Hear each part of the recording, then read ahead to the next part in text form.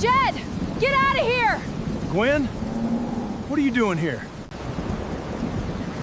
Gwen, turn back! No! It's a trap! Gwen! Give me your hand! Jed! Help me! In 1883, a woman stood at a general store counter with 7 copper pennies in her palm, 1 cent short of a loaf of bread, and walked out with the only thing that couldn't be bought or taken from her, her pride. Read on to find out how those 7 cents changed an entire valley forever. The general store smelled like sawdust and dried tobacco, and the particular sourness of men who worked too hard and bathed too little. Late September light came through the windows in long amber slabs, catching dust motes that drifted slow as snow, the kind of afternoon that felt almost gentle, right up until it wasn't. Genevieve Marchand stood at the counter and counted her pennies. She'd counted them before. She knew exactly how many there were. 7. But her fingers moved across them anyway, copper warm from being held too long, sliding one at a time across the oak wood, while the storekeeper watched with the flat, practiced patience of a man who'd seen too many people come up short. The rye loaf sat on the shelf behind him, dark and crusty and close enough to smell. 8 cents, 1 cent short. She counted again. Still 7. Miss, the storekeeper's voice was not unkind, but it carried no room in it either. I told you last Tuesday, no more credit till the Harmon account clears. I'm not asking for credit. Her voice came out steady. She was proud of that. I'm asking if the price has moved. Hasn't moved. She nodded once, kept her eyes on the bread. Behind her, boots scraped the floorboards. 3 of Thorne's ranch hands were leaning against the far wall, the kind of men who took up more space than they needed, and knew it. One of them, wide through the shoulders with a greasy red kerchief at his throat, pushed off the wall and ambled closer. "I'll buy your dinner, sweetheart," he said it loud. He meant for people to hear. You just got to smile pretty about it. The other 2 laughed. Gwen went still for a moment. Just a breath. Then she swept her 7 pennies back into her palm, closed her fingers around them, and turned to look at the man the way you'd look at something you found on the bottom of your boot. "I've got 7 cents, she said, "which is 6 more than I'd need to tell you what I think of that offer." She didn't raise her voice. She didn't need to. The storekeeper covered his mouth with his fist. The greasy kerchief man's smile curdled around the edges. Gwen turned back to the counter, held the storekeeper's gaze for exactly 1 second, then walked to the door and out into the afternoon sun. Back straight, head up, 7 pennies still warm in her fist. She didn't let herself breathe until she'd cleared the steps. Outside, the main street of Oakhaven ran long and dry between its 2 rows of buildings. The dust still stirred from a wagon that had passed an hour ago. Gwen stood just off the porch and breathed through her nose and told herself she was not going to cry. She was not going to do that here, on a public street, in front of anyone. She was hungry. That was all. She could deal with hungry. Across the street and down a few storefronts, a man had come out of the feed and grain with a 50-pound sack of flour over one shoulder, like it weighed nothing. He was tall, broad through the chest, with the kind of economy of movement that came from years of work, rather than any particular grace. Dark hat pulled low, a face that had taken some weather. He set the flour sack against the side of his wagon and went back inside without looking around. Gwen didn't think much of him. She was thinking about the walk back to the line cabin and how long it would take, and whether the hunger would be worse tonight or just the same as last night. Inside the general store, Jed Mercer paused in the doorway and let his eyes adjust to the dimness. He'd heard the whole thing through the window. He hadn't meant to. He just stopped a moment to shift the flour, and then there it was, the slow counting. The too quiet voice of a man explaining no credit the laughing. And then her voice, so level it almost hurt to hear. 6 more than I'd need. He stood now just inside the door and watched through the glass as she stood on the street with her hands still closed and her chin still up, and the whole careful machinery of her pride working so hard He could see it from 20 feet away. He knew that look. He'd worn it himself, 5 years back, in a winter that had come down on the valley like a judgment. He'd been down to boiling pine needles for broth when an old teamster he barely knew had left a crate of provisions on his doorstep in the middle of the night. No note, no name, just food. Jed had spent a long time thinking about that man, about the way he'd done it quiet. No witness, no chance for Jed to refuse or feel lessened by accepting. It was the most generous thing anyone had ever done for him, and it didn't cost him a shred of who he was. He turned to the storekeeper, Harlan. He set his hands flat on the counter. I need to settle an inventory bet. Harlan looked up from his ledger. What bet? One I'm making right now. Jed pulled out his billfold. I'm betting you can't keep a surplus order filled through November. Flour, salt pork, bacon, coffee, sourdough starter, and I'll take whatever wild honey Bess Collier dropped off last week if she hasn't sold it yet. Harlan blinked at him. That's a considerable order, Jed. Then I'll lose considerable money if you prove me wrong. He set the bills on the counter. Ring it up. It took 20 minutes. By the time Jed loaded his wagon with the surplus, Gwen was long gone down the road. The three ranch hands had drifted out too, heading toward the saloon. The street was mostly empty in the late afternoon quiet. Good. He drove the wagon slow down the main road and turned off toward the dry creek bed. He knew the line cabin. He'd leased it out 2 seasons back to a miner who never returned for it. Word around town was that the Boston woman had taken it over, paying what she could in mending and boot repair to Harlan's wife. He hadn't given it much thought until now. The cabin sat low against a stand of old cottonwoods, weathered silver gray, with a kitchen garden that had mostly given out in the heat. A treadle sewing machine was visible through the single front window. Lamplight. A figure, bent over work. Jed sat in the wagon for a moment, in the last of the dusk, and thought about what he was doing, and whether there was a better way. There wasn't. If he knocked on the door and offered charity, she'd refuse it. She'd proved that already. If he made it obvious, she'd know. It was pity.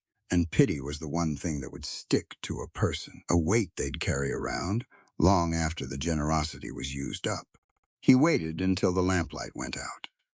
He could hear the crickets and the dry creek muttering to itself, and somewhere an owl already up and hunting.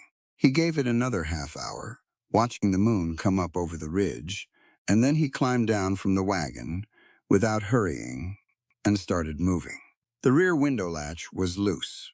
He'd noticed it as he came around the back of the cabin. One of those things that happened to every old building, the wood swelling and shrinking through seasons until the hardware gave up arguing with it. He worked it open gently and used a piece of folded leather to keep it from creaking. The larder was easy enough to find. Bare shelves. A single tin cup, a dried heel of something that might have been bread, and a half-burned candle. That was it. He worked quickly. Sourdough bread wrapped in cloth, salt pork and bacon well wrapped against mice, a small flour sack, coffee, the crock of wild honey, a square of hard cheese he'd had in the wagon for himself, and decided she needed more, a pound of butter. He laid them in careful, and even not like a display, just like provisions, like something that had always been there. He was at the window again when he stopped. He found a small scrap of paper in his breast pocket, a corner torn from a receipt, and a pencil stub. He thought for a moment about what to write. Not too much, not a name, nothing that would make her feel she owed a specific person. He wrote, winter, loan repayable, in honest labor, not cash. He folded it small and tucked it under the crock of butter where she'd find it when she moved things. Then he latched the window as best he could and went back to his wagon. The moon was high and sharp-edged by the time he turned the horses toward home. He drove without hurrying, listening to the wheels on the dry ground and the sound of the cattle settling somewhere out in the dark. He didn't think about whether she'd figure it out. He didn't think about the 3 laughing men, or the storekeeper, or any of it. He thought about an old teamster driving through a blizzard, with a crate of food and no interest in being thanked for it. Then he let it go. The lamp had burned down to nothing by the time Gwen gave up pretending she wasn't hungry. She'd been at the treadle for 3 hours. Working on a saddle girth commission, she'd talked the livery owner into giving her 8 cents apiece, 4 pieces, which meant 32 cents if she finished by Friday, and he didn't change his mind. The rhythm of the machine usually settled her, the needle going down and down and down through tough leather, the wheel turning under her foot, the smell of lanolin and thread. It was honest work. She was good at it. Those 2 things had carried her through worse than an empty larder. But by 10 o'clock, her stomach had stopped being politely quiet about the situation. She left the machine and went to the kitchen shelf out of habit, the same way you check a clock even when you already know what time it is. 1 tin cup, a heel of bread so dry it had stopped being bread and started being something else. A candle. She filled the cup from the water pail and put it on the small iron stove and stood there while it heated, telling herself that hot water was almost as good as supper. Her mother used to say that hunger was just the body being dramatic. Her mother had also never gone a full day without eating, so Gwen had long since stopped finding that particular piece of wisdom useful. She drank the water slowly, standing over the stove for the warmth of it. Then she went back to the sewing machine, put her forehead down on her folded arms, and fell asleep before she meant to. Outside, the valley was quiet. The creek bed muttered its dry, thin sound. Somewhere up on the ridge, a coyote said something, and then thought better of it. The moon was past its highest point and starting to lean toward morning when hooves came soft along the road, 1 horse walking slow, no lantern. Jed had learned quiet from the same winter that taught him everything else. Sound carried different at night. It bounced off rock and settled into hollow places, and a man who was trying not to wake someone had to think about every footfall, every creak, every time he set a thing down. He brought the horse to a stop a good distance from the cabin and tied her loose to a cottonwood branch, not tight. She was old enough to stand without being told. He carried the first load around to the back, the flour and the coffee and the wrapped pork, cradled against his chest with 1 arm, while he worked the rear window latch with his free hand. It was still loose. He'd noticed that on the way past earlier and filed it away without knowing yet why he was filing it. The window swung open, quiet. He stood still a moment and listened. From inside, the soft, irregular breathing of a person dead asleep. Good. He worked in the dark and didn't use a light. He knew where the larder was from the quick look he'd gotten through the window earlier in the evening against. The south wall, 2 shelves, mostly bare. He moved careful, setting each thing down easy, finding the shelf by touch and placing things in order. Bread first, then the pork and bacon, flour toward the back, where it wouldn't shift and fall. Coffee, the square of cheese he'd decided she needed more than he did. Butter. The honey crock was the last thing. Heavy for its size, cold from the night air. He set it in the center of the shelf where she'd see it first, and then he remembered the note. He'd written it before he left the wagon. A scrap of receipt paper, pencil stub, 5 words, and a comma. He unfolded it and tucked it under the crock, so just 1 corner showed enough to find, not enough to see in the dark. Then he stood there for a moment, in someone else's kitchen, in the middle of the night, with the sleeping sound coming from the next room and the moonlight just barely reaching through the window glass, and he thought that this was either a decent thing or a strange one, and he wasn't entirely sure which. He decided it was both, and that was fine. He pulled the window shut behind him and went back to the horse. The ride home took 40 minutes through dark country. He knew it well enough to let the mare pick her way while he looked at the stars and didn't think much about anything in particular. By the time he got back to Highland Oak and unsaddled the mare and put her up with a handful of oats, it was close to 2 in the morning. He slept soundly. He always slept soundly when his conscience was clear. Gwen woke up when the first light came through the front window and hit the sewing machine in a way that made it gleam. She straightened up from the table, with her neck aching and her cheek creased from the seam of her sleeve. And for a moment, she just sat there, letting the morning arrive. Then she remembered. She got up and went to the kitchen, not because she expected anything, but because that was what you did in the morning. You checked. Out of stubbornness or hope or just routine, you checked. She opened the larder. Her hand stayed on the cabinet door for a long moment. Bread, real bread, crusty sourdough wrapped in cloth, still carrying a faint warmth from having been baked recently. Salt pork, bacon, a flour sack. Coffee, she could smell it through the paper twist. A square of hard yellow cheese, butter in a cloth wrap, and in the center of the shelf, a wide stoneware crock that could only be honey. She stood there with the cabinet door open, and the morning light growing behind her, and didn't move. There was a paper tucked under the crock. She unfolded it carefully, like it might say something she wasn't ready to hear. Winter loan repayable in honest labor, not cash, no name, no signature. Nothing else. She read it twice. Then she sat down on the kitchen floor with her back against the cabinet and the note held in both hands, because her legs had decided they were done with standing. For the moment, she was not going to cry. She had decided that the night before, and she was keeping to it. But she sat there on the cold floorboards for a while, with the morning coming in through the window and the smell of coffee she hadn't bought and bread she hadn't paid for, and she let herself feel the full weight of what had just happened. Not the food, not even the kindness, but the way it had been done. Quiet, unsigned, no debt attached to a person, only to the idea of honest work. No pity in it that she could find, no matter how carefully she looked. Whoever had done this understood something that very few people understood. She read the note one more time. Then she got up, put water on the stove, made coffee with careful hands, and started thinking about what honest labor looked like and who might need it. She had a fair idea who had left it. She didn't know his name yet, but she remembered a tall man with a flour sack and the particular quality of not being watched, or rather, of watching without letting you know he was watching. And she was good at noticing things. She was going to find out. And she was going to settle the account, on her own terms, in her own time.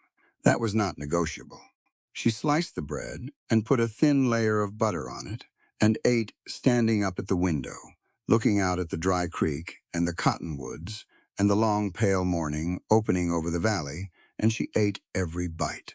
Then she went back to the sewing machine and finished the saddle girth. She had work to do. It took her 4 days to learn his name.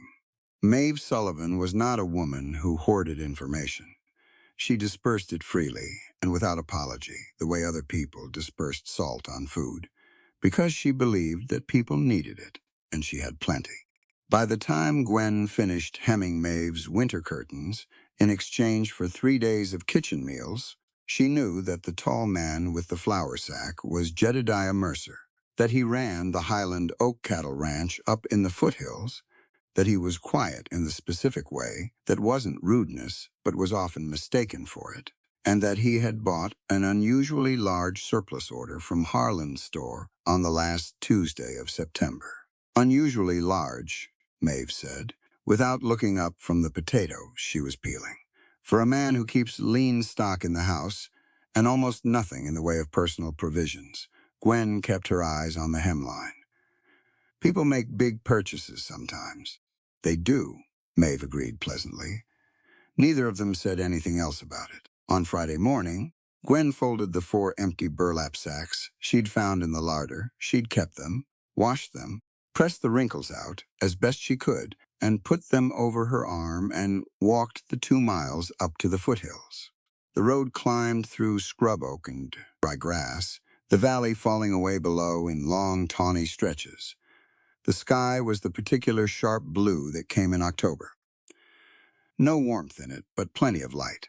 Highland oak announced itself first in fencing good cedar posts, straight and solidly tamped, running along the road for a 1/4 mile before the gate. Someone cared about this place. You could see it in the fence the same way you could see carelessness in a broken one. She went through the gate and followed the road up to the main yard. It was a working ranch in the full sense. The yard showed it. Tools put away but not fussily. A woodpile that was actually organized. Horses in the corral that looked well-fed and properly shod.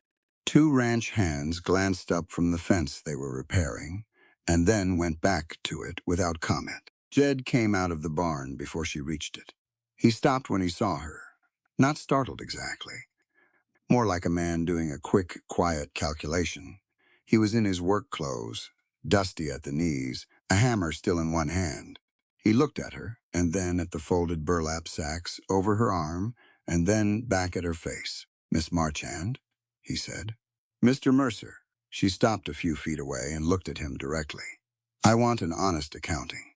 He didn't flinch from it, didn't pretend he didn't know what she meant, didn't take refuge in confusion or denial. He just nodded slowly and set the hammer on the fence rail beside him. "All right," he said. "I'm not here to make a scene," Gwen said. "I'm not here to be angry at you. What you did was," she paused, chose the word carefully, "thoughtful. In a way I didn't expect and wouldn't have asked for. But I need it to be a transaction, Mr. Mercer. I need it to be work for goods. I can't carry a debt that doesn't have a number on it." He looked at her for a moment, not sizing her up. He'd already done that, she could tell, but more like a man confirming something he'd already suspected. "Then come inside," he said. "There's coffee, and I've got something to show you." The ranch office was a plain room off the main house, a desk, a ledger shelf, one window overlooking the south pasture. The desk had the particular chaos of a capable man who was good at everything except paperwork. Stacked ledger books, loose receipts shoved between pages, a hay delivery log that had given up any pretense of order around August. Jed set 2 cups of coffee on the desk and didn't apologize for the mess. She respected that. "My ranch accounts are behind," he said, pulling the main ledger and setting it in front of her. 3 years of entries that aren't reconciled. I've got hay deliveries I'm being billed twice for, and I can't prove it because the records are a disaster. I've also got 4 of my men needing new tack before winter scabbards, cinch straps, saddlebag repairs that go beyond what the livery does. You do bookbinding and leather work. "I do," Gwen said. She was already looking at the ledger. The entries weren't wrong exactly. They were just uncollated. Data without order was just noise. She could see where the duplication would hide. "I'm proposing $350 a week plus midday meals," Jed said, "against the cost of the provisions over time. You work the accounts and handle the tack repairs. Your own hours, your own pace. When the debt's cleared, we renegotiate or part ways. Your choice." Gwen looked up from the ledger. "I want a written work agreement. I'd expect nothing less. As an independent contractor," she said. "Not ranch staff. I set my own hours and I answer for my own work quality. If something isn't right, I fix it. You don't dock wages. You tell me, and I correct it." "Agreed. And the midday meals don't count against the debt. That's a working condition, not a benefit." He almost smiled at that. It didn't quite arrive, but it was close. "Agreed." She looked back at the ledger, flipped to August, ran her finger down a column of figures. "You're being billed twice for the August hay. See here, the delivery date matches, but the invoice number is sequential, which means it was entered twice from 2 separate billing documents. Someone at the feed supplier is either careless or hoping you are." Jed leaned over to look. He was quiet for a moment. "That's $1.60. "It is? And if it happened in August, I'd want to check May and June." She closed the ledger and looked at him. $350 a week is fair. "I'll take it." He put out his hand. She shook it. Once. Firm, the way you shook hands with someone you were going to do real business with. "I'll have the written agreement drawn up today," Jed said. 2 copies. You keep one. "Good." She picked up the coffee cup and took a careful sip. It was strong and not particularly refined, and exactly what she'd needed for the last half hour. "I'll start on the accounts Monday. Can I see the tack that needs repair before I go? I'll need to take measurements for the scabbards. I'll show you the workshop. They walked out into the yard together. Not close, not making anything of it. Just two people with an agreement and a list of things to do. The ranch hands were still at the fence. One of them watched them cross the yard and then looked away. In the workshop, Gwen moved along the row of hanging tack with a practiced eye, lifting each piece, testing the stitching, pressing her thumb along seams to check for give. A broken girth billet. Two scabbards that had been repaired badly once already and were ready to give out completely. Saddlebag leather cracked from too much sun and not enough oil. These two scabbards need to be rebuilt from scratch, she said. The others I can patch properly, but these whoever repaired them the first time cut the corners, and now there's nothing left to work with. She set one down. I'll need to order leather. The good stuff, not what Harlan sells for general purposes. There's a tannery in Fresno I've worked with before. I can write the order this weekend. Write it, Jed said. I'll cover the materials separate from the weekly rate. She nodded, making notes in the small book she pulled from her coat pocket dimensions, material grades, thread weight.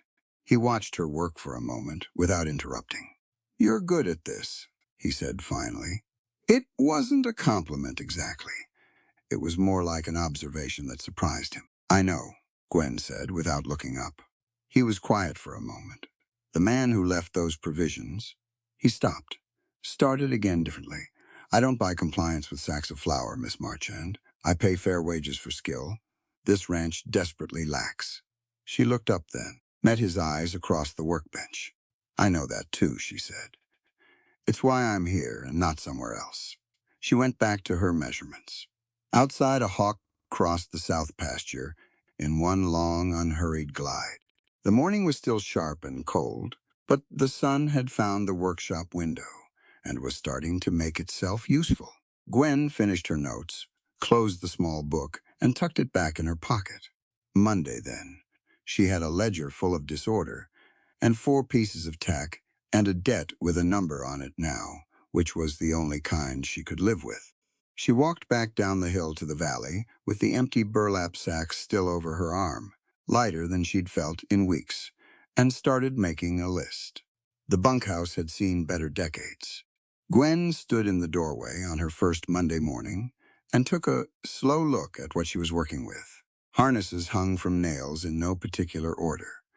Cinch straps were coiled on the floor, beside cinch straps that were already coiled on shelves, for no reason she could identify. 3 ledger books had been stacked under a workbench leg to level it instead of, apparently, being used as ledger books. A bridle with a cracked cheek piece had been hung back up after breaking, as though hanging it up again would resolve the situation. She set her bag down on the cleanest surface she could find and rolled up her sleeves. By noon, she had sorted the hanging tack into 3 groups: serviceable, needs repair, past saving. The past saving pile was larger than it should have been, and she put it in a separate corner and would deal with the feeling it gave her later. She'd also pulled every loose receipt she could find from between boards and behind posts and out of a coffee can someone had apparently been using as a filing system, and she'd laid them in chronological order on the long work table. One of the hands, a young man named Cody, who couldn't have been more than 19, watched her reorganize the space with the particular expression of someone witnessing something between a miracle and a judgment. The boss tried to sort all that last spring, he offered at one point. I can tell, Gwen said, without elaboration. She worked through the afternoon and found 3 more duplicate billings, 2 from the hay supplier and 1 from the farrier, who had billed for 9 horses shod in July, when the ranch records showed only 7 horses present that month. Each one was small enough to seem like an error. Together, they added up to $4 and change. Either someone was careless or someone was counting on Jed, being too busy to look closely. She wrote each discrepancy in her own notebook with the page reference from the ranch ledger beside it, clean and clear, the way she'd learned from her father back when his hands were still steady and his eyes were still honest. Her father had taught her that numbers didn't lie. People lied with numbers, But the numbers themselves, laid out in proper order, always told the truth eventually. She had complicated feelings about her father. She put them aside and kept working. Jed came by the bunkhouse at 4 o'clock, the way he apparently came by every part of his ranch at 4 o'clock, not checking up, just making his rounds. He stopped in the doorway and looked at the room. He was quiet for a long moment. "You moved the harness rack," he said. It was on the wrong wall. "The light comes from the east window in the morning, so the rack should be on the west wall, where you can actually see what you're picking up." She didn't look up from the ledger. "I found 3 more duplicate billings. The farrier billed you for 9 horses in July. How many horses did you have shod that month?" Jed thought about it. 7. 2 of mine were up at the summer pasture. That's what your records show." She held up the notebook page. $4.20. Overcharged across 3 vendors since May. Could be mistakes. Could be someone testing whether you're watching. He came over and looked at the figures. She watched him, read through them, careful, methodical, the same way he seemed to do everything.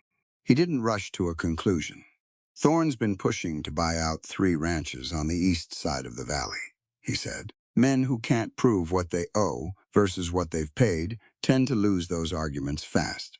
Then it's good to be able to prove it," Gwen said. He looked at her for a moment.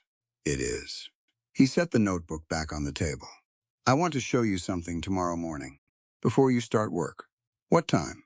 "First light, bring that coat." She almost asked why. She decided to wait and find out.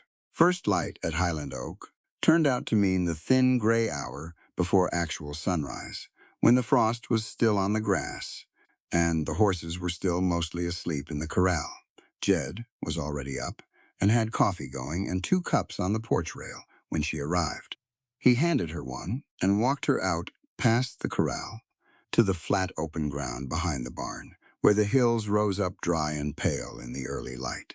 He was carrying a Colt .45 single-action revolver at his hip, which she'd noticed he usually did, and a second one in his hand. "You know how to shoot?" he asked. "I know which end to avoid," Gwen said. "That's a start." He stopped at the edge of the flat ground and set up 4 tin cans on the fence rail at the far end, came back, and stood beside her. "Thorne's men aren't polite. You've already met 3 of them. Out here, 2 miles from town, on your own." He stopped, reconsidered the approach. "A woman working alone in this valley needs to be able to defend herself. That's a fact, not an opinion." She looked at the revolver he held out to her. "I'm not going to argue with that." "Good." He showed her how to check the cylinder first always. Every time, before you do anything else.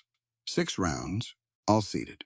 He walked her through the action, thumbed the hammer back, aligned the sight, press the trigger smooth and steady, don't jerk it. He did this without hovering, without grabbing her hands to adjust them, just standing slightly behind her right shoulder and talking her through it. She appreciated that more than she could easily say. The first shot went wide and kicked her elbow back into her ribs. "Don't fight the recoil," Jed said. "Let it come. Your body knows how to absorb it. You just have to stop bracing against it." She lined up the second shot and thought about what he'd said and let her wrist and elbow stay loose, and the recoil rolled through her arm like a wave instead of a collision, and the tin can at the end of the fence rail spun off into the grass. "There it is," Jed said. She hit the second can on the first try, missed the third badly, which had more to do with the sun finally cresting the ridge and hitting her eyes at the wrong moment than with the shooting. Got the fourth can with the last round. 3 out of 4, she said. She was breathing a little harder than usual. Her palm was warm from the grip, and her ears were ringing pleasantly. The smell of gun smoke and saddle oil and dry pine was in the air around them. His coat, the gun, the morning. 3 out of 4 is enough, Jed said. He took the revolver back and reloaded it with the practiced ease of a man who'd done it 10,000 times and no longer thought about it. Most predators, 2-legged or otherwise, don't hold their ground when they realize the other party can shoot back. That's the real lesson. You're not trying to win a gunfight. You're trying to end the question of whether there's going to be one. That's practical, Gwen said. Most things that work are. She looked at him sideways. He was watching the tree line at the edge of the property. The way she'd noticed, he tended to always, half aware of the perimeter, old soldier's habit. There were scars at his jaw, and one at the base of his right thumb that she hadn't let herself look at directly yet. "You were in the war," she said. It wasn't a question. 4 years. She didn't ask which battles. Men who wanted to talk about it, talked about it. He clearly preferred the tree line. "The man who left provisions for you," she said instead. "The teamster." Maeve mentioned it. He glanced at her. "Maeve mentions most things. She said you nearly didn't make it through that winter." He was quiet a moment. They walked back toward the barn with the morning opening up around them, the frost burning off the grass in thin white wisps. "I'd had a bad year," he said, finally. "Lost cattle to the summer drought, lost a hand to an accident I couldn't afford to pay properly for. And then the winter came in early and hard. By January, I was boiling pine needles." He said it flat, without drama. "An old teamster named Birch. I barely knew the man. He ran freight between Fresno and Oakhaven. He left a crate on my doorstep in the middle of the night. Enough food to last 2 months. No note, no name. I didn't even know for certain it was him until a year later." "Why did he do it that way?"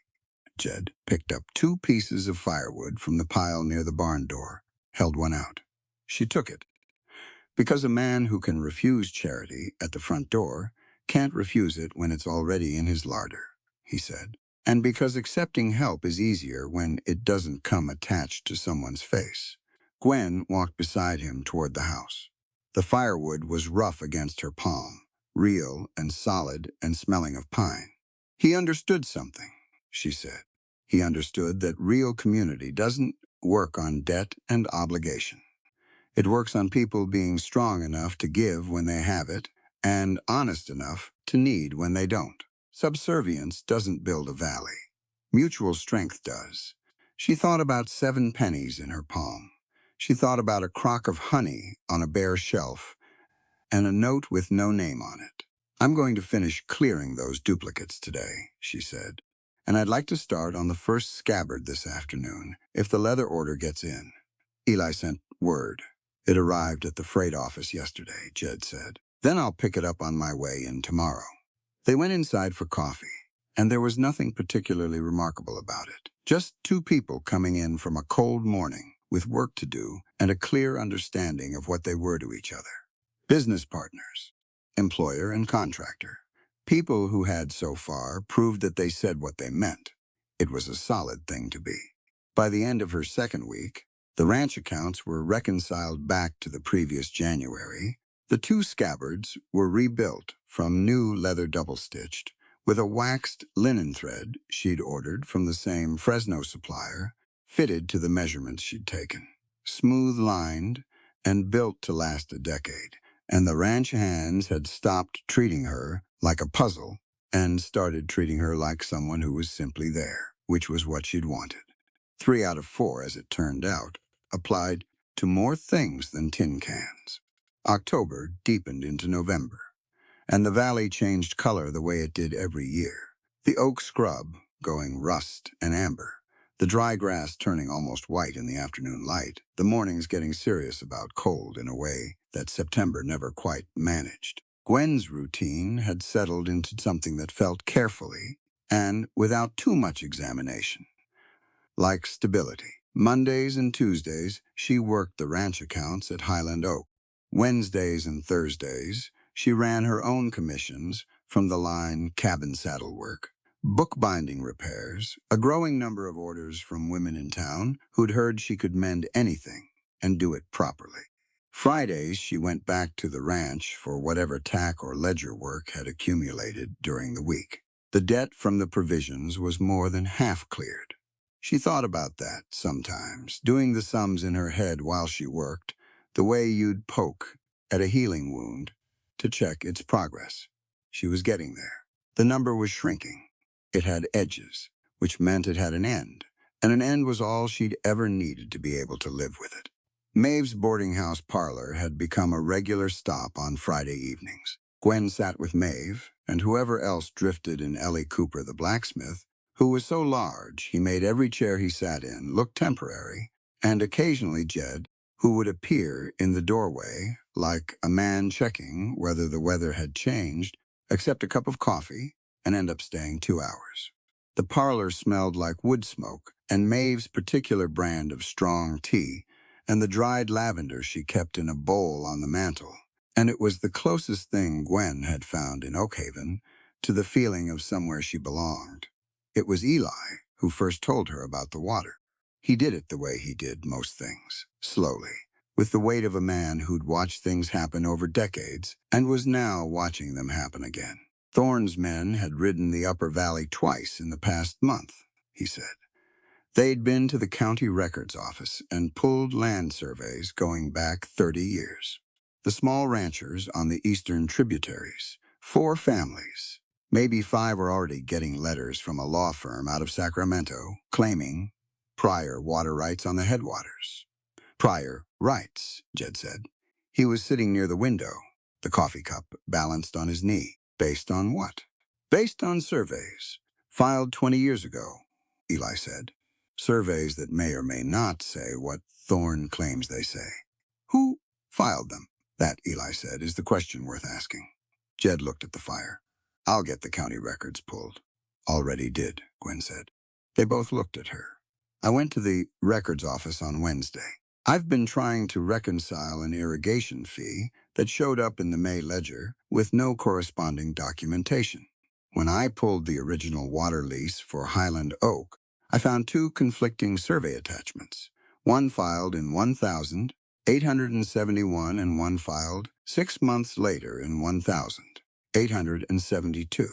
The 1,872 survey shows the headwater boundary 200 yards further south than the 1,871 one. If Thorne's water rights claim is built on the 1,872 survey, the whole eastern tributary could technically fall under his claimed prior rights. The parlor was quiet for a moment. You can prove this? Jed asked. I can show it, Gwen said. Whether it proves anything is for a judge to say. But the documents exist, both of them. She paused. Someone filed that 1,872 survey deliberately. The filing date, the surveyor's seal, the registration number, they're all consistent. Whoever did it knew what they were doing. Eli set his cup down. There were land swindles all through this valley in the early 70s. Men losing acreage they'd worked for years because someone with a lawyer and a forged document showed up and made the math look different. He looked at Jed. Your family lost the original acreage that way, before your father built what you have now. Jed said nothing. Gwen heard the words and filed them carefully without reacting. She went home that night and thought about them for a long time before she slept. The following Saturday was a cold, clear morning. One of those days where the light was the best thing about the weather, and the warmth was still 2 months away. Gwen was going through the last of her father's things. A leather satchel she'd carried across 3 states, and had not been able to fully open since he died, because what was in it was the last of him, and finishing it meant finishing something she wasn't ready to finish. She spread the contents on the work table. Drafting tools, a good compass she could sell, survey notes in his handwriting, careful, small, the penmanship of a man who took pride in legibility right up until he stopped taking pride in most other things. A folding rule, 3 pencils worn to stubs, a set of stamp tools he'd used for marking survey documents, the handles worn smooth from use. She picked up the stamps one at a time and set them in a row. The third one stopped her. It was a silver hallmark stamp, the kind used to authenticate official surveyor documents.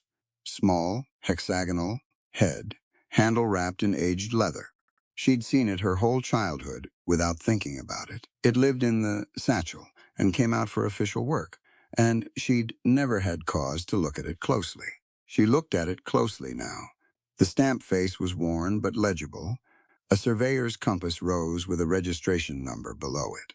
She knew that number. She'd spent 2 weeks looking at it.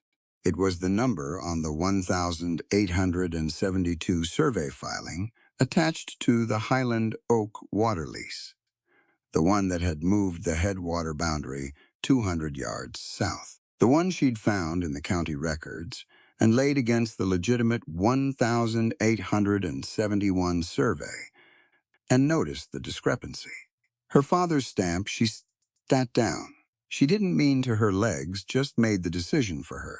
She sat on the workshop stool and held the stamp in both hands and looked at it and thought about what it meant and whether she might be wrong and how many ways she could be wrong and whether any of them were likely. None of them were likely.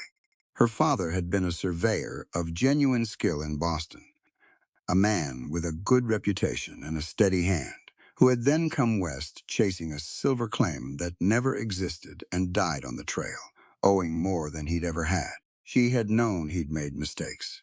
She'd known his judgment had gotten loose somewhere in his last years, pulled apart by debt and wishful thinking, and the particular stubbornness of a man who couldn't admit he'd been wrong. She had not known this.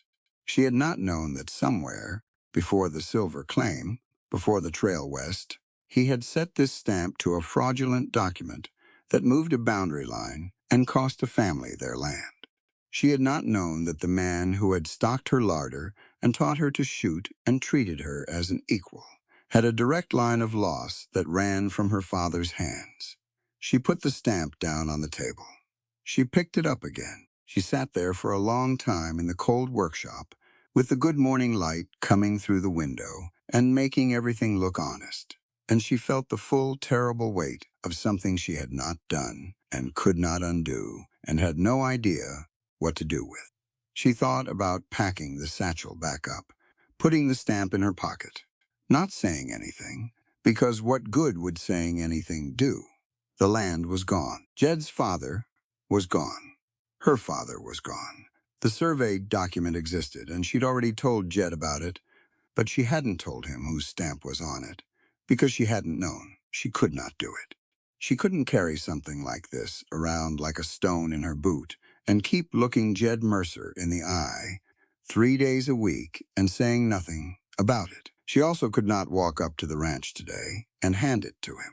Not until she was sure. Not until she'd looked at every document she had that might confirm or contradict what she was looking at. It took her 3 days. She went back to the county records office and pulled every survey document her father's name touched. She cross-referenced the stamp registration number. She found 2 other surveys bearing the same mark from 1,872 both in the valley, both moving boundary lines in directions that benefited a single buyer who had sold to Thorne's company in 1,879. There was no comfortable interpretation of the evidence. She came to Highland Oak on a Thursday afternoon with the stamp in her coat pocket and the copied records in her bag and asked Jed if she could speak with him privately. He led her to the ranch office without question, and when they were inside and the door was closed, she put everything on the desk between them: the stamp, the copies, the cross-reference she'd written out in her own hand, clean and clear and irrefutable. She stood back and let him read.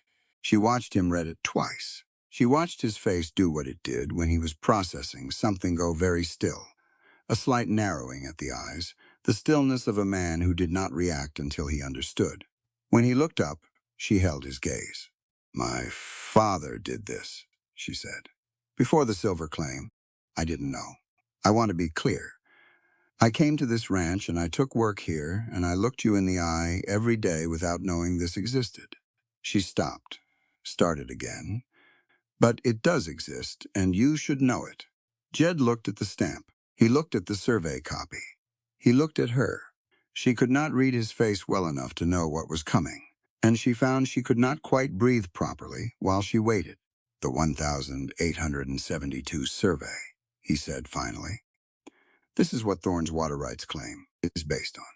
"Yes, and this stamp can prove the survey was filed fraudulently if matched against the legitimate 1,870 survey and the original survey registration records."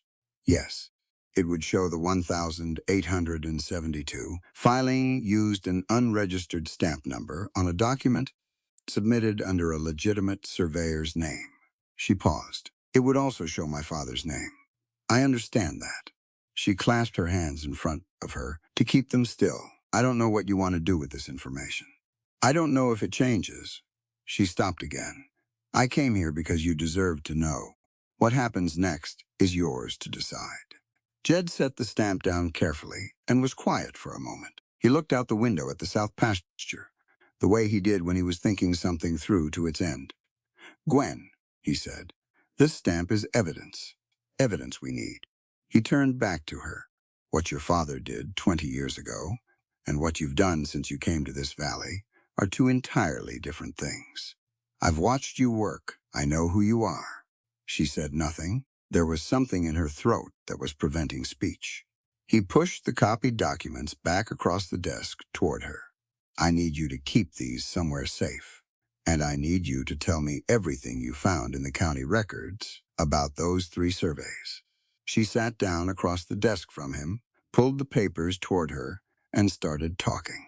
They worked through the afternoon and into the early evening, building the evidentiary record piece by piece, the documents, the dates, the stamp, the buyer's name, the chain of title that led from her father's fraudulent filing to Thorne's current operation. When Gwen finally gathered the papers and put them in her bag to take home, the lamp on the desk had been burning for 2 hours. Jed walked her to the door. She stopped on the porch and turned to him. I know you said what you said, she managed, but I need you to know that I'm... I know, he said. She looked at him. He looked back, steady. She nodded once, pulled her coat tighter, and walked home through the dark with the evidence in her bag and the stamp in her pocket and something in her chest that was too complicated to name and too large to ignore. The stamp had been her father's. What she did with it from here was her own.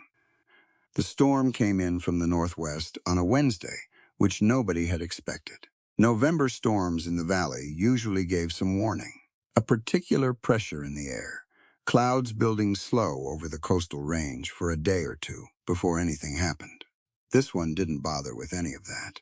By mid-morning, the sky had gone the color of a bruise, and by noon, the first thunder was rolling off the ridges in long, deep waves that the cattle felt before anyone heard them. Jed had been watching the sky since breakfast. He'd sent 2 of his hands, Cody, and an older man named Ruiz, up to move the prize breeding, stock 8 cows, and a bull he'd spent 4 years and considerable money selecting down from the upper pasture and into Devil's Spine Canyon for shelter. The canyon walls cut the wind, and there was a natural overhang on the south side, wide enough for 15 animals to stand under without pressing. He'd used it before. It was reliable. What he hadn't known, because no one in Oakhaven had known, was that Thorne's men had spent the previous stunt their hacking charges into the earthen dam at the top of the upstream tributary. The dam was old, built by a mining outfit in the 60s, and abandoned when the claim ran dry. But it had held for 20 years through ordinary weather. With 3 sticks of dynamite seated in the right places, it would not hold through this storm. Thorne's lawyer was in Sacramento that week, building the case for the water rights claim. Thorne himself was in Fresno. Marshall Miller was playing cards at the saloon. The timing was precise, and it was not accidental. At Maeve's boarding house, the parlor windows were rattling in their frames by 2 o'clock. Maeve had sent her 2 lodgers to reinforce the back shutters and was herself standing at the front window, watching the sky go dark in the northwest, with the expression of a woman who had grown up on the Irish coast and knew what serious weather looked like. When young Danny Alcott came running down the main street with his hat in his hand and his boots barely keeping up with the rest of him, Maeve had the door open before he reached the porch. They dynamited the upstream dam, he said, breathless, grabbing the door frame. Thorne's men, Tom Birch, saw them Sunday, but didn't know what they were doing till an hour ago when he found the charge wrapping downstream. It's going to blow if it hasn't already. Where's Jed? Maeve said. His hand said he rode up to Devil's Spine to check on the stock himself. Maeve was already moving. She found Gwen at the line cabin 20 minutes later, which was fast for a woman of Maeve's particular build and her relationship with physical urgency. Gwen had been at her sewing machine, working against the dwindling light, when she heard the knock 4 hard raps, no patience in them. She opened the door and read Maeve's face before a word was said. "Jed's in the canyon," Maeve said. "There's a dam about to go upstream. You're the better rider." Gwen was already reaching for her coat. "The gray mare," Maeve said. "She's fast enough, I know." Gwen pulled her coat on, found her hat, found her gloves. "Go back to town. Get someone to ride to the next county, for a Deputy Miller won't help. I know Miller won't help. Go." Gwen went. The road to Devil's Spine Canyon ran north out of town for a mile and then climbed, following the dry creek bed that wasn't dry anymore. She could hear water in it already, more than there should have been, moving with a purpose that made the hair on her arms stand up under her coat. The sky above the ridge was the color of iron and flickering at the edges where the lightning was working through the cloud cover. The mare was Jed's second horse, a gray with a deep chest and no particular nervousness about bad weather, which was exactly what Gwen needed. She kept her low and fast along the road, lying close to the neck, letting the horse find her footing on ground that was already starting to run with water at the edges. The first real crack of lightning hit somewhere above the canyon rim just as the road began its final climb into the gorge. The canyon walls rose on both sides, sandstone and granite, streaked dark with moisture, narrowing the sky to a strip of churning gray overhead. The sounds changed inside the canyon walls. Thunder didn't roll here. It cracked and bounced and came from every direction at once. The cattle were audible before they were visible. The particular low, rolling sound of animals that were unhappy and beginning to press against each other in the way cattle do when they're frightened.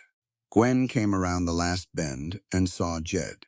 He was on horseback in the middle of the canyon floor, working to keep the breeding stock moving toward the high south ledge, the overhang.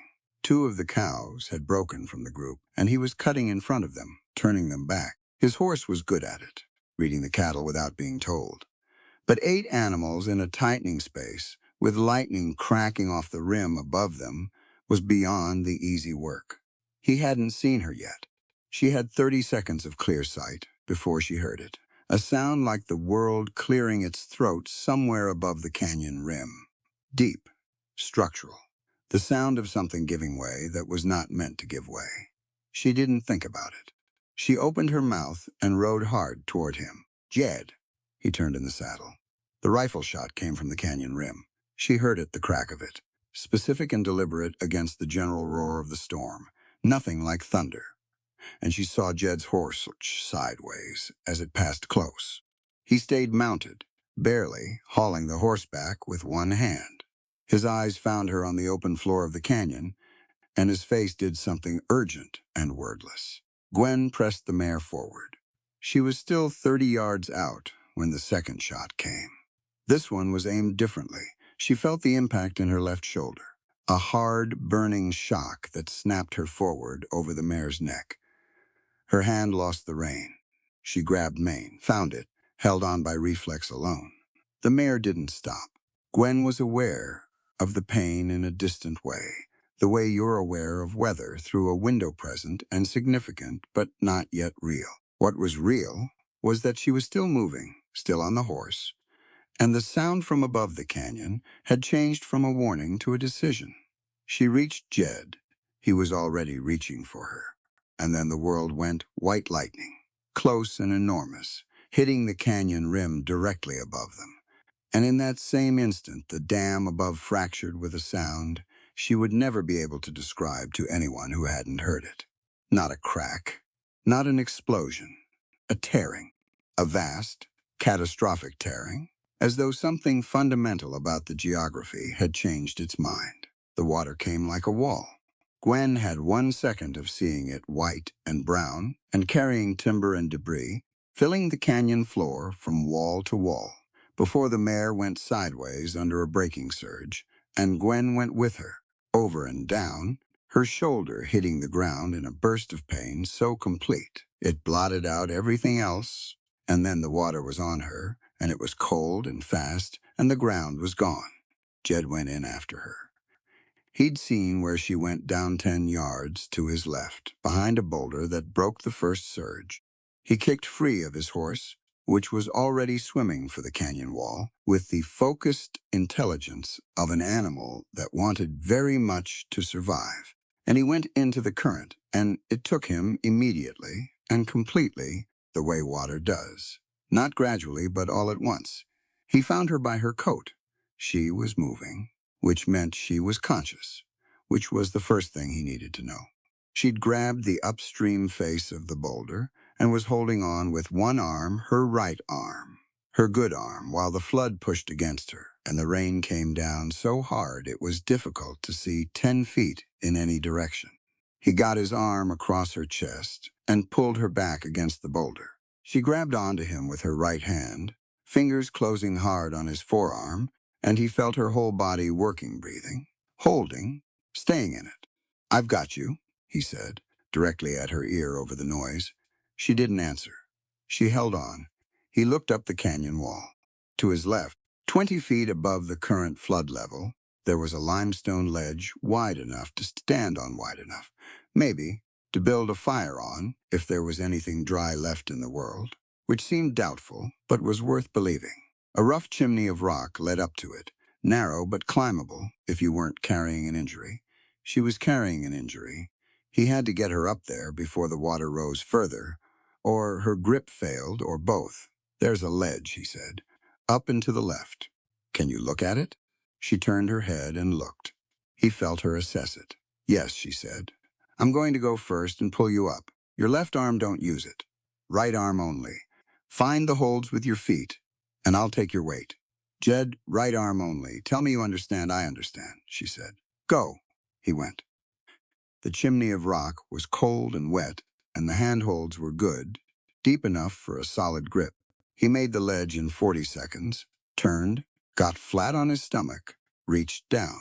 She was already climbing, one-armed, feet finding the rock with the deliberate care of someone who was managing pain and could not afford to stop managing it. She was pale in the flash of the next lightning strike. Her left shoulder was dark through the coat. He got her wrist. She gave him her weight without hesitation, trusting him completely, and he felt that trust as a physical thing, a responsibility in his hands, and he pulled, and she came up and over the lip of the ledge, and they lay there together for a moment, with the rain coming down and the flood roaring 12 feet below them, and the thunder moving east. He sat up and got her sitting against the canyon wall, the limestone at her back. She was breathing in the controlled, deliberate way of someone who has decided to be in charge of their body despite what their body is doing. Her left shoulder was bad. He could see it without looking directly at it. The set of her, the way she held the arm still, the color at her lips. "I need to look at that," he said. "I know," she said. He found what he needed in his coat pockets, which he kept stocked out of a habit that went back to 4 years, of not knowing what the next hour would require.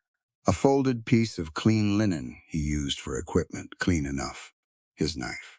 He looked at the ledge and found, back in a crack in the limestone where the overhang kept it dry, a stub of wood and some debris that had washed up in some earlier flood and dried there, enough to work with. He got a fire going.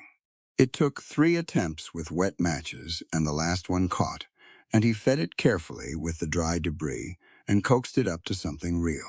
She watched him do this without speaking. The firelight made her face look better than she was. He used the heated knife blade the way he'd learned in 4 years of field medicine, quickly, cleanly, without asking her to brace herself, because telling someone to brace for pain usually made it worse. She made a sound, once, low and sharp, and then went back to the controlled breathing. He wrapped the wound with the linen, tight and clean. The bleeding slowed. When it was done, she leaned her head back against the limestone and closed her eyes. He sat close beside her. close enough that she could feel his warmth, which was all the warmth he had to offer. Below them, the flood ran and churned. Above them, the storm was moving on, the thunder further away. Now the lightning just flickers on the eastern clouds. She was feverish by the time it mattered. He could feel it. The heat off her skin, the slight tremor in her right hand. He kept the fire going and stayed between her and the open edge of the ledge and didn't sleep, because she was his to watch over until morning, and he was going to do it properly. He was not going to think about the second shot. The deliberate, aimed shot that had come from the canyon rim. He would think about that later, when she was safe, when he could think about it, without his hands wanting to do something about it immediately. He watched the fire, and he watched her, and the storm finished moving east and left the canyon very still. She went in and out through the night, not unconscious exactly, more like a person moving between floors of the same building, present on some and gone on others. When she was present, she was clear-eyed and brief, answering his questions with the minimum words required. When she drifted, she talked. Jed learned, in the small hours of the night, that she had taught herself bookbinding from a library text when she was 12 because her father couldn't afford to apprentice her to anyone, that her mother had died of a fever when Gwen was 9, and she had kept the household accounts from that point forward, at 9 years old, because her father's hands shook when he had to do sums after dark, that she had loved Boston in the specific, physical way that people love cities they grew up, in the smell of the harbor, the sound of the street vendors, the weight of winter on cobblestones. She talked about her father the way you talk about someone who caused you grief and love in equal measure, and neither one cancels the other out. And then, sometime close to 3 in the morning, the fever did what fevers do when they peak burned everything down to the thing underneath. She was looking at the fire, and then she was looking at him, and the distinction between the two seemed uncertain to her, her eyes bright and unfocused, and she said, "I need to tell you something." "You don't have to tell me anything right now," Jed said. "Sleep if you can." I have to. Her right hand found his sleeve and held it. "I have to say it while I can. I've been carrying it." He was quiet. "My father," she said. "The stamp. The 1,872 survey." She stopped, swallowed. "It wasn't just the one document. I've been back through everything. He filed 3 fraudulent surveys in this valley in 1,872. All of them moved boundary lines. All of them benefited a single buyer who sold to Thorne's operation 7 years later." Her voice stayed steady even through the fever, which told him something about what it had cost her to hold this for weeks. "The survey that moved the headwater boundary. The one that cost your family the original acreage. That was his. His stamp. His filing. I can prove every part of it." She looked at him directly. "I don't know why he did it," she said. "I don't know if someone paid him, or if he owed someone, or if he just made a choice and couldn't unmake it. I'll never know. But it happened, and your family lost what they built because of something my father did. And I have been sitting across from you 3 days a week, knowing that, and not knowing how to." She stopped. Her face did something complicated and difficult to look at. "I'm sorry, Jed. I know it isn't mine to apologize for. I know I can't fix it. But I am sorry. The fire was low." He put another piece of the dry debris on it and watched it catch. "How long have you known?" he asked. "Since mid-October, when I found the stamp in his satchel." He nodded slowly. "Why didn't you leave?" he said. "When you found it. You could have packed up and gone, and I would never have known." "Yes," she said, "but you didn't." "No, why?" She looked at him with the fever-bright eyes, and the answer was plain on her face even before she said it. "Because it would have been wrong. And because you deserve to know." And because she stopped. "Because I couldn't." He was quiet for a long time, long enough that she turned her head away and looked at the wall of the canyon, which had dried above the flood line and showed its limestone in pale, intricate patterns. "Gwen." He said her name, and she looked back at him. "Your father made his choices 20 years before you were grown. You found evidence that could prove fraud against a man who destroyed your father's memory further. And, instead of burying it, you brought it to me. You rode into a flash flood in a thunderstorm to warn me about an ambush. He paused. You are not your father's ghost. Your honor was forged by your own two hands and the courage you showed tonight. She held his gaze for a moment. Then her composure, which had been so carefully maintained all night, came loose in a way that she clearly hadn't anticipated. Her right hand was still on his sleeve, and she pressed it harder, and her face broke in the firelight, not dramatically, just quietly, the way a dam gives way, not all at once, but at the weakest point first. He put his arm around her, and she leaned into it, the way someone leans into shelter, not from weakness but from simple need, and he kept her there, and watched the fire and didn't say anything else, because there was nothing else that needed saying. She wept without sound, mostly. The tears ran, and he let them run. He wiped the soot and the tear tracks from her face with the clean back of his hand when she'd quieted, without making anything of it, and she let him. They sat like that for a while. Outside the ledge, the canyon was still. The flood had dropped significantly.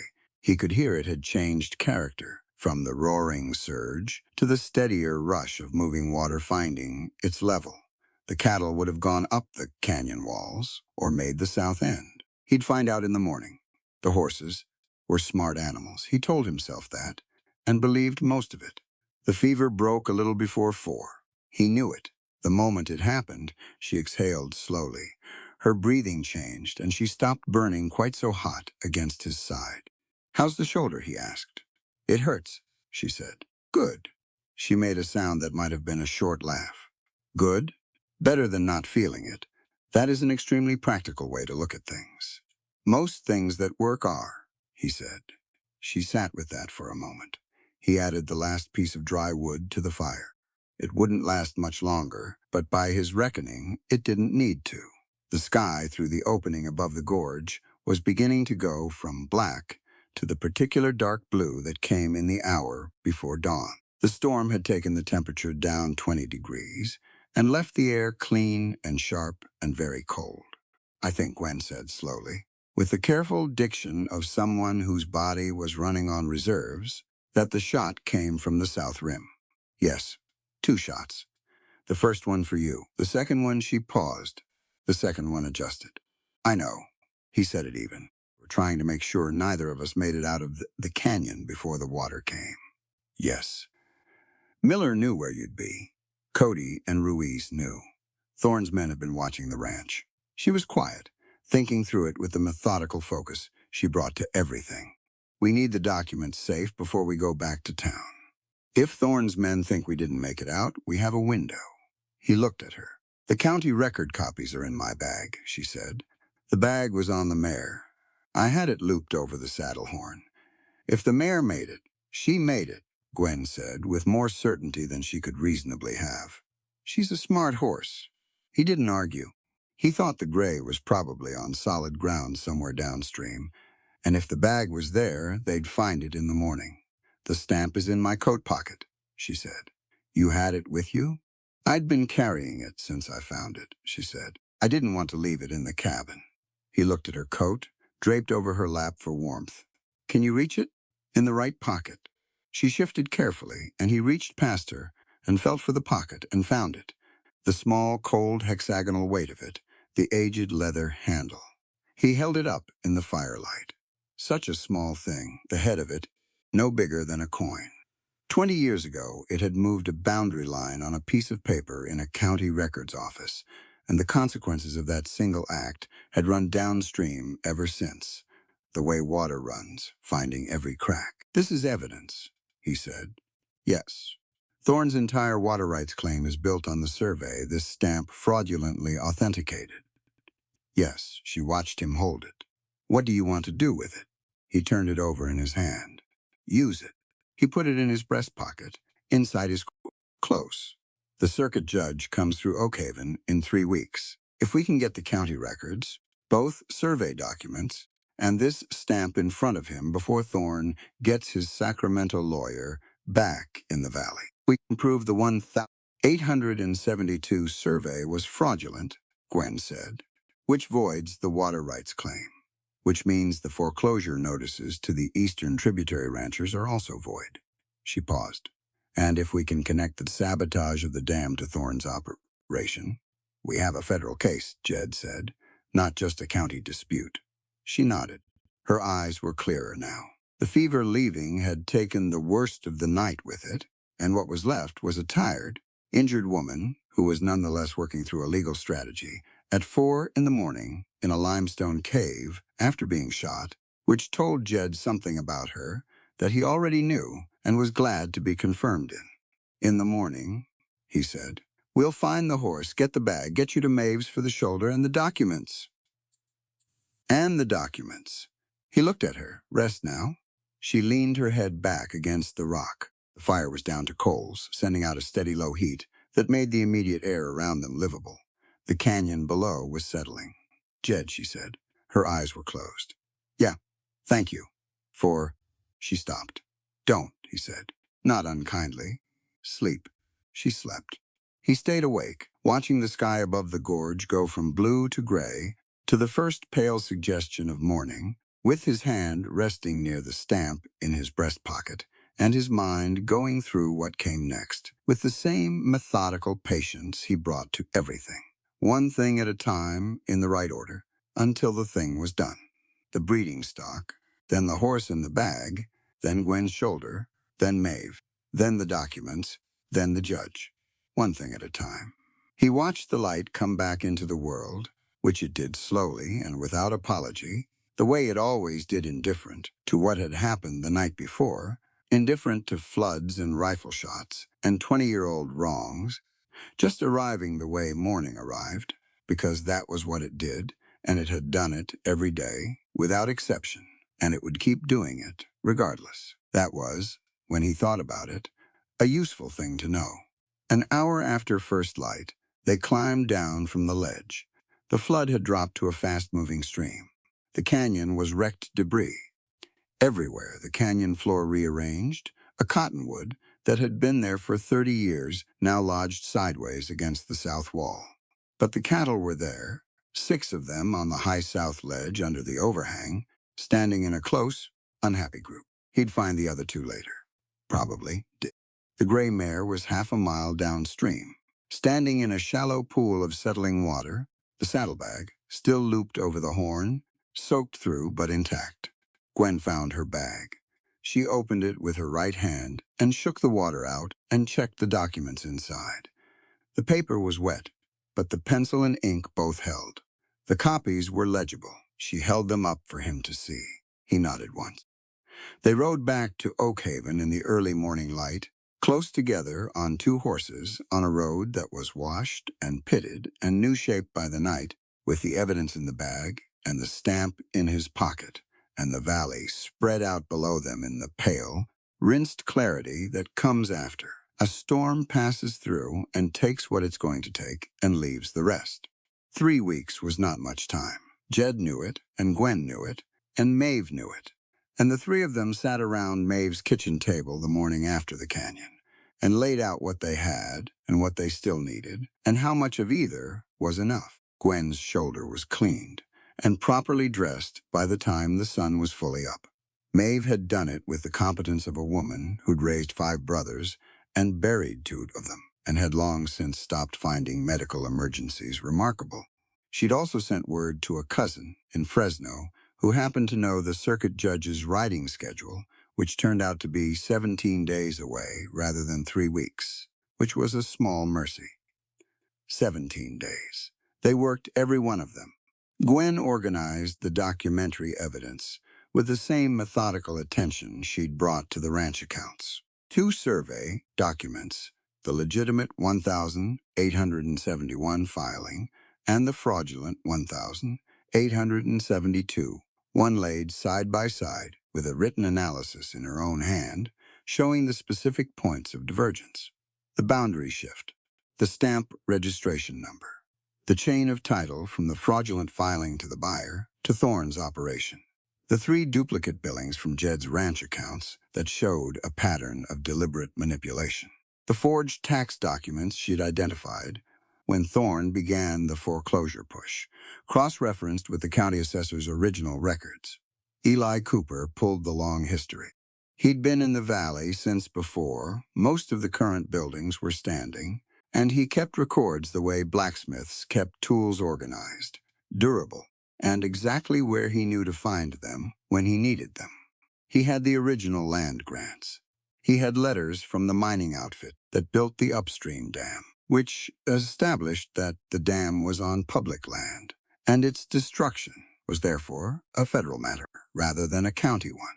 He had 2 sworn statements from men who'd seen Thorne's hands in the upstream canyon the Sunday before the flood, which he'd gotten by simply asking them directly. Because Eli was the kind of man people told the truth to without knowing exactly why. The sworn statements were the piece that made it federal. Marshall Miller understood this before anyone told him. Jed watched the man's face change in the week after the flood. Not guilt exactly, but a calculation shifting. Miller was corrupt, but he was not stupid. He could read the direction of a wind as well as anyone, and this particular wind had a federal circuit judge attached to it. Miller tried twice to get the county records office locked against outside document requests. The clerk, a young woman named Clara Reyes, who had worked for 3 years in a job that paid half what it should have and endured Miller's interference the whole time, refused both requests and sent word to Gwen the same afternoon. Gwen added Clara's account to the file. On the morning of the 17th day, Oak Haven's town hall filled up in a way it hadn't since the county vote on the road levy 3 years back. Every bench was taken before 9 o'clock. People stood along the walls out into the entry hall, a few on the front porch with the door propped open to carry the sound. The 4 families from the eastern tributary ranches were there, the ones with foreclosure notices still sitting on their kitchen tables. Harlan from the general store, the livery owner.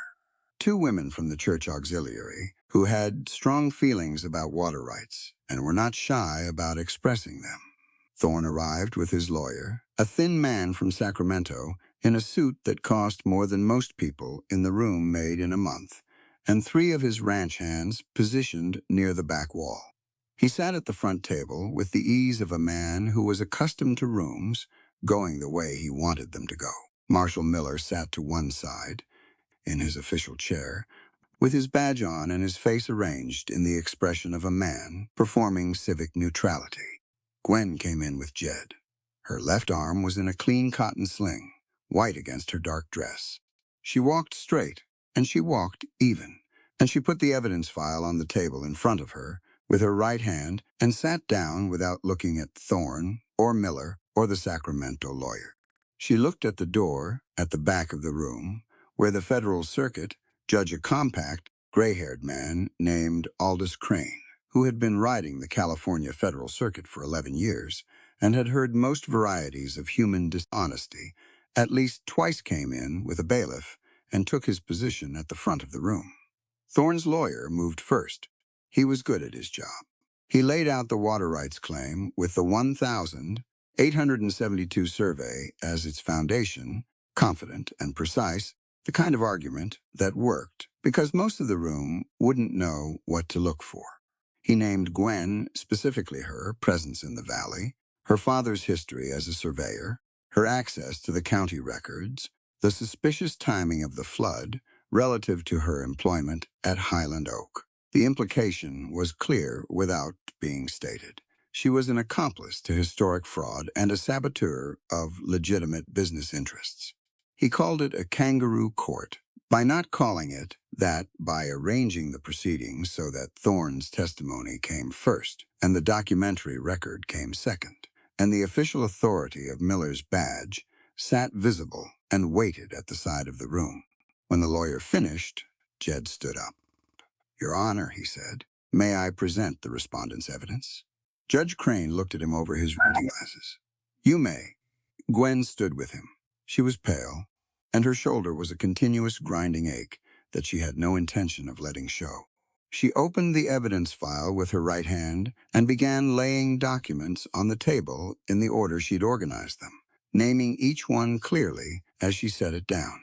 The 1,871 survey of Highland Oak water rights, original filing, she said. The 1,872 survey of the same property, filed 6 months later.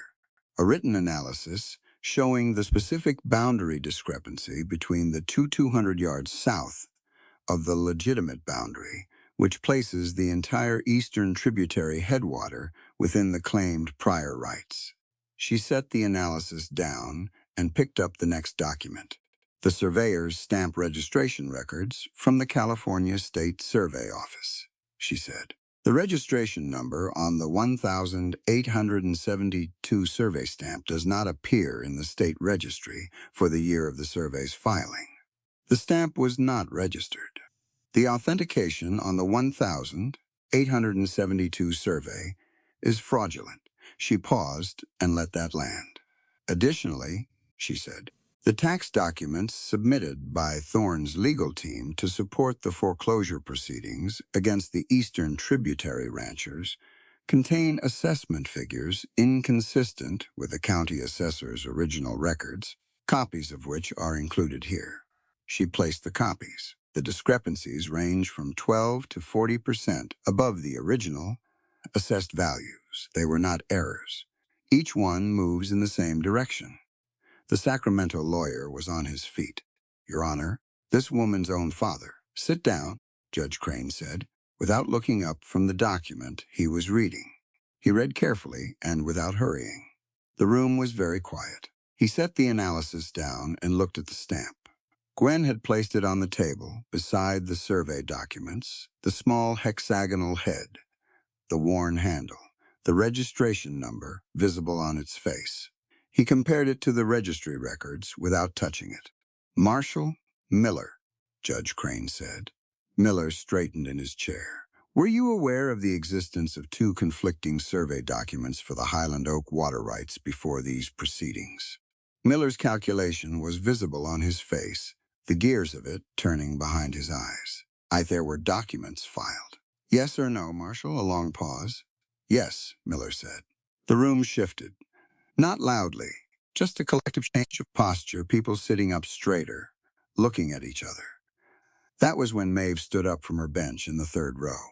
She did it without fanfare, just got to her feet and looked at the judge. Eli was already standing beside her, and it happened in a wave then.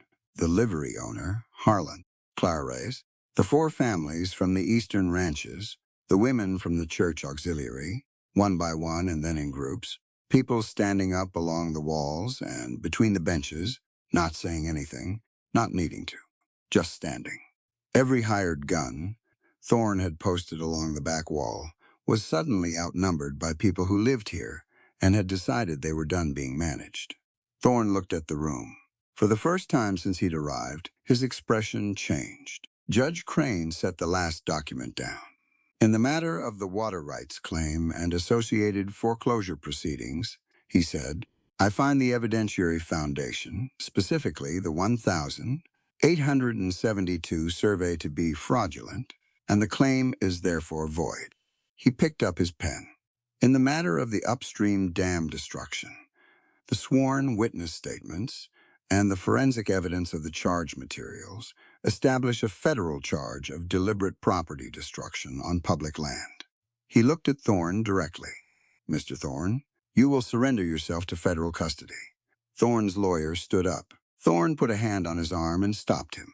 He looked at the room, at the people standing, at Gwen with her arm in a sling and her file on the table, at Jed beside her, and at Eli Cooper in the third row, who was approximately the size of a doorframe and showed no sign of sitting back down.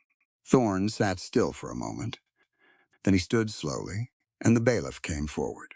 Marshall Miller's badge came off that afternoon, at the judge's instruction, set on the table in the town hall with a flat, final sound that several people in the room would describe later as the best thing they'd heard all year. Jed and Gwen walked out of the town hall into the November afternoon, which was cold and clear and absolutely indifferent to everything that had just happened inside, the way November afternoons were.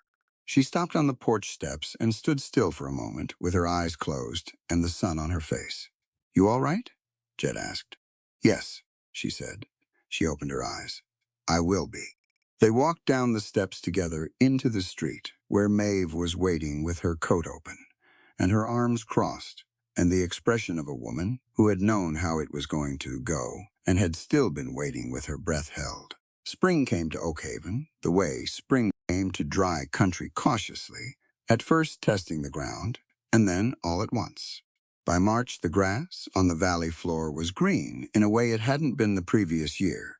The upstream dam, rebuilt by a county crew under federal supervision, was properly managed now.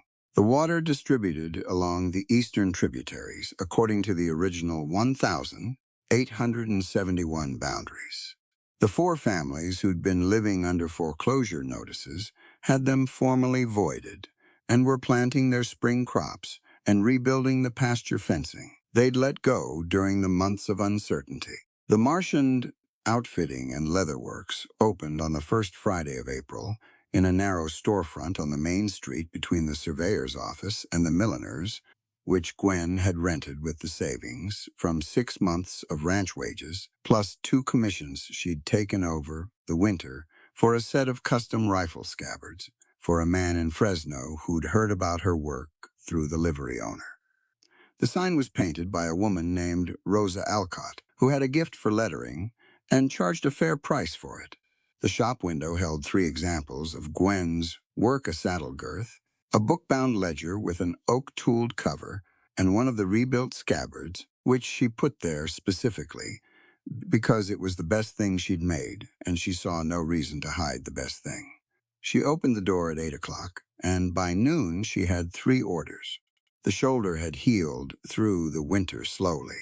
With patience, she'd had to teach herself, because she was not a person who took naturally to being limited.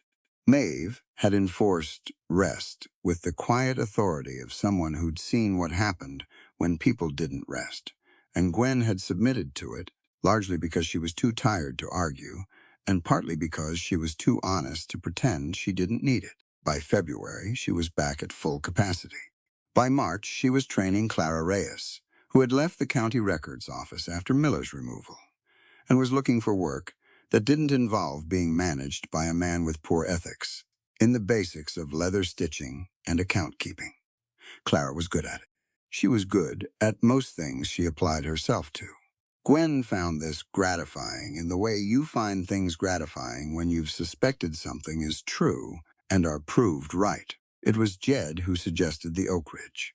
He appeared at the shop on the first Friday afternoon, which was a busy Friday, and waited while she finished with a customer before he said anything, which she'd noticed he was good at waiting without filling space, just being patient in the way of a man who understood that things happened in their own time and pressing them didn't help.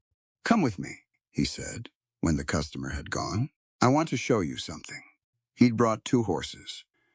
She locked the shop and rode with him out of town and up through the dry scrub oak that was starting to leaf out in small, tentative green, up the south ridge to the long summit that overlooked the whole valley.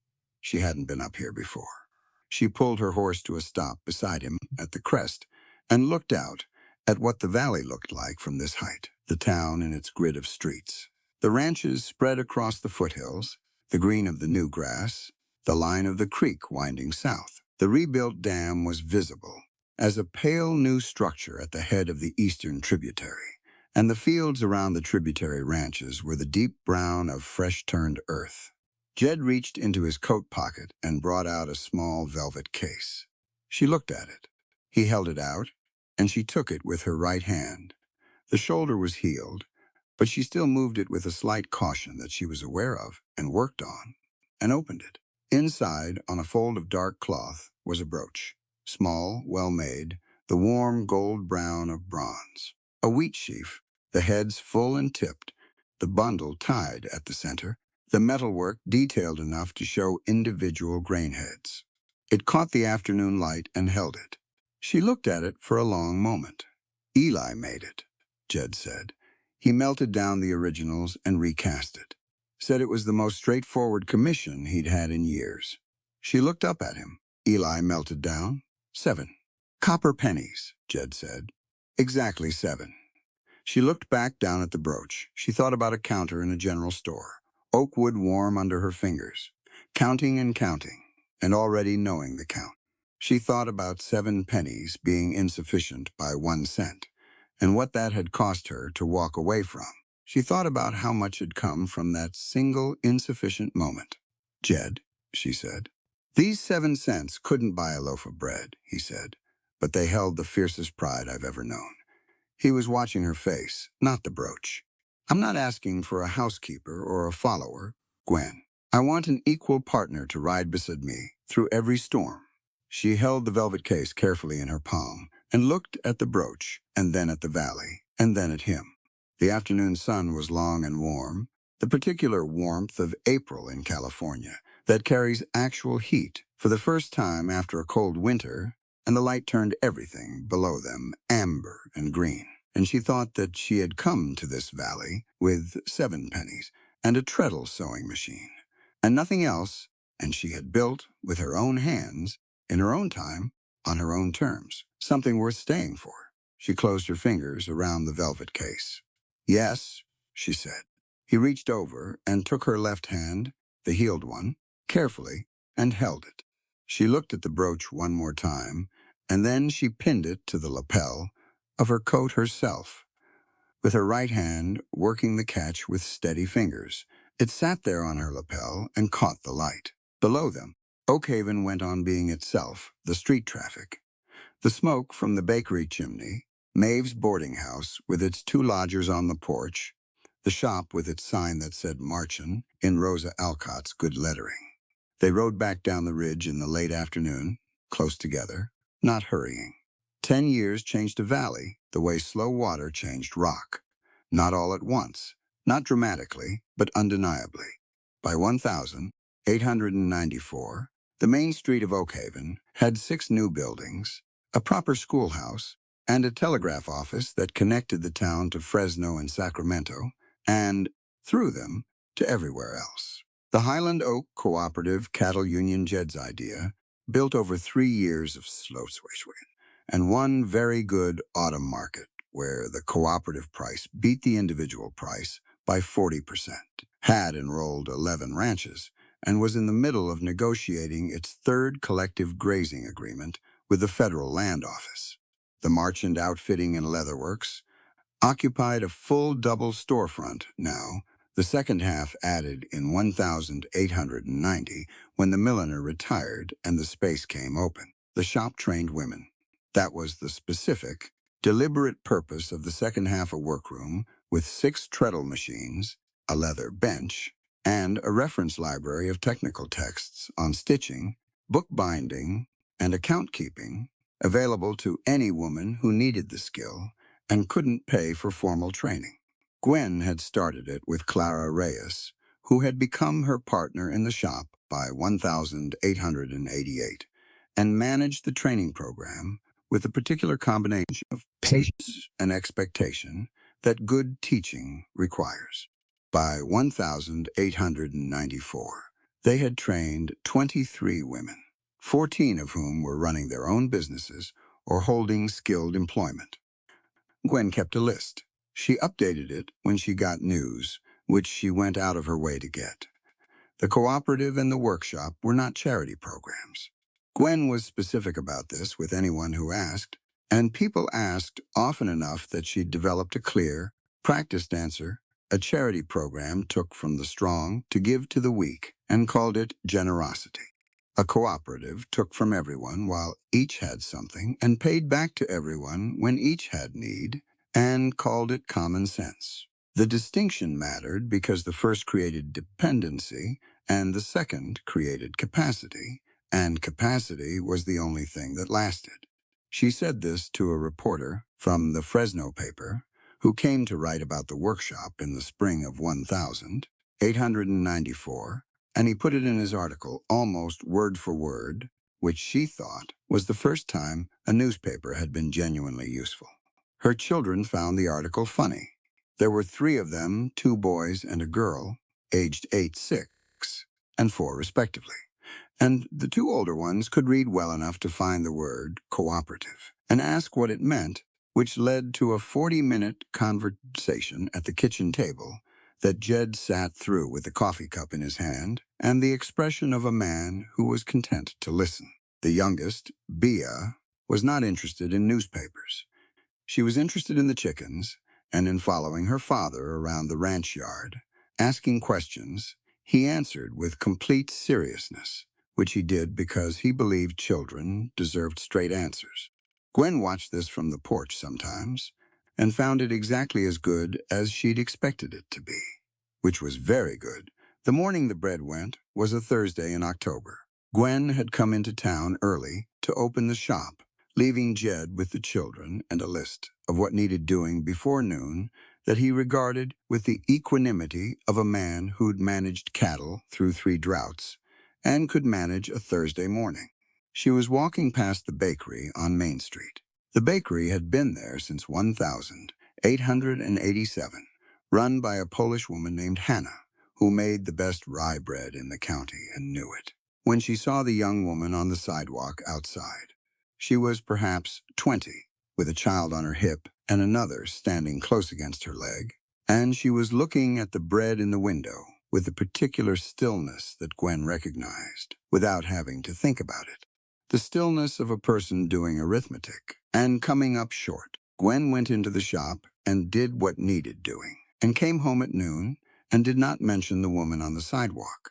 That afternoon, she put together a box flour, a wrapped loaf from Hannah, salt pork, a crock of honey she'd put up herself in September, a length of hard cheese, a quarter-pound of coffee, and she wrote a note on a scrap of paper. She did not sign it. She asked Cody, who was still working at Highland Oak and had developed from a 19-year-old who watched things with wide eyes into a solid, reliable young man of 29, to leave it at the back door of the small house on the east end of the street where the young woman was apparently staying with her children and her mother-in-law, who Maeve knew, because Maeve knew everyone. He did it that night. Gwen didn't know for certain it had arrived until Maeve mentioned, 2 days later, that the young woman from the East End house had come into the dry goods store and asked about work. Maeve said she seemed steadier than she'd been. Jed came out onto the porch that evening while the children were finishing up in the yard, the last of the October light going gold over the ridge. He stood beside her and she handed him the remaining coffee in the pot. They'd developed this habit years ago, sharing the last of things, and they stood together and watched Bea chase a chicken with the focused intensity of a 4-year-old who had no sense of the odds. "Maeve told you," he said. "Maeve tells me most things," Gwen said. "How do you think she found out?" "Because Maeve finds out," Gwen said. "It's what she does." He was quiet for a moment. "The note. Take what you need today," she said. "Pass the kindness forward when you stand on your own feet." He looked at her. Unsigned. Unsigned. He looked back at the yard where the boys were now helping Bea with the chicken project, which had become a collaborative effort of questionable strategic soundness. He put his arm around her and she leaned into it. Not from habit, but from choice, the way she'd always done. The brooch was on the coat hanging just inside the door. She wore it most days, not all. She didn't need to wear it to remember what it was made from. She knew that already had known, since the moment Eli Cooper's clean bronze caught the April light on an oak ridge 10 years ago. And she understood that some things were not lost by being changed. Some things were made more entirely themselves. 7 pennies that couldn't buy bread, forged into something that would last 100 years. The evening settled over the valley in layers. The blue first, then the purple, then the deep clear dark with the first stars. The children came in from the yard, Bea triumphant about the chicken, the boys arguing about the methodology, the house filled with the sound of it. Somewhere on the east end of town, a young woman was making supper with flour she hadn't had yesterday, feeding her children, thinking about the job she'd asked about at the dry goods store, and whether she'd get it and what she'd do with it if she did. She didn't know where the box had come from. She had a guess, maybe, or she had no guess at all. It didn't matter. What mattered was that it had arrived, unsigned, attached to nothing except the plain expectation that she would one day, from a position of her own strength, do the same for someone else. That was the whole of it. That was the design. Gwen stood on the porch in the last of the light and knew that the design worked. Not because she'd seen all of it, but because she'd been both parts of it. She'd been the woman at the counter with 7 insufficient pennies. She'd been the one leaving the box at the back door. The distance between those two positions was exactly 10 years of hard, honest, self-determined work, and she would not have traded a day of it. Jed held the door open for her. She went inside.